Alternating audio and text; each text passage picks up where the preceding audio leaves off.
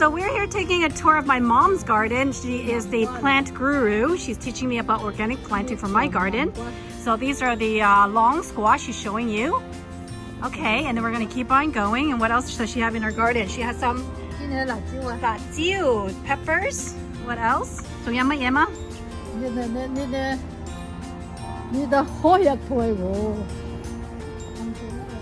Oh, it means a good tasting vegetable, she tells me. That's what she calls it. Okay, so let's get in here. Right in. Oh my goodness. Okay, she's showing us a winter melon. And what else does she have in her garden? Oh, these beauties. That's what she's calling it. Okay, and what else, Ma, do we have in the garden? Oh, she got some babies happening here. Some baby han choy. Oh, and we have some sang choy maize, lettuce seeds that's coming for the fall that we're gonna harvest. And some beans, and you see another bitter melon. She's really proud of her bitter melons, and these are her beanstalk. And she's harvested a lot already, so we don't have a lot left. So the lettuce. Okay, wait,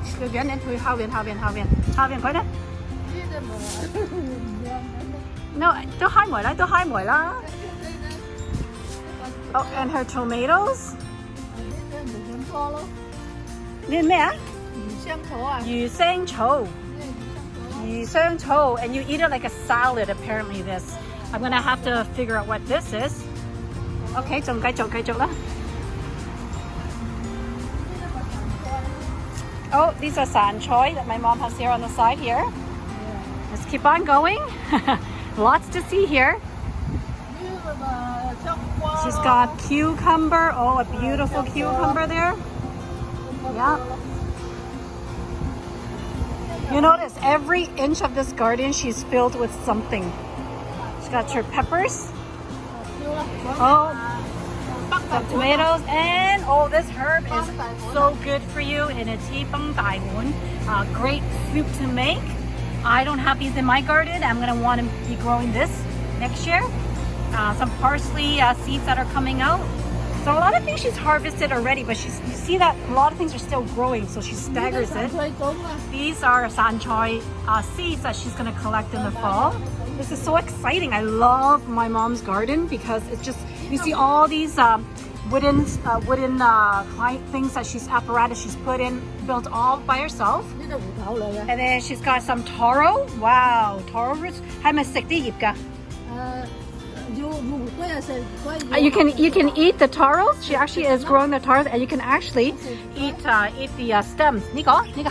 The stems. She's telling me you can eat the stems of it too. So many things growing in her garden. It's so impressive. I don't know if I'll ever get a chance to have as many things to see as she does.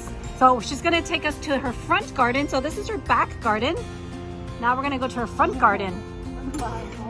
Yep.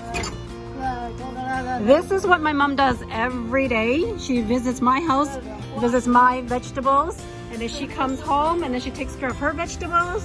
Then she goes to my brother's house and takes care of his vegetables that she's planted. And now this is her front yard. This is such a treat to see this. So got her hose here. So hose on both ends. So here are some beautiful cherry tomatoes that she has shown us. Some more tomatoes. Oh, some gao choy chives. Oh wow, just so many to see. I don't even know where to start recording and stop recording. Oh, and there's the seashell leaves. Oh, these are great in tea and great to stir fry. It's a great herb altogether. I'm gonna have to talk about these in a little while. So some potato leaves. So yeah. Wow, okay. So she's showing us more potato leaves. Wow. See, this is in front of her house.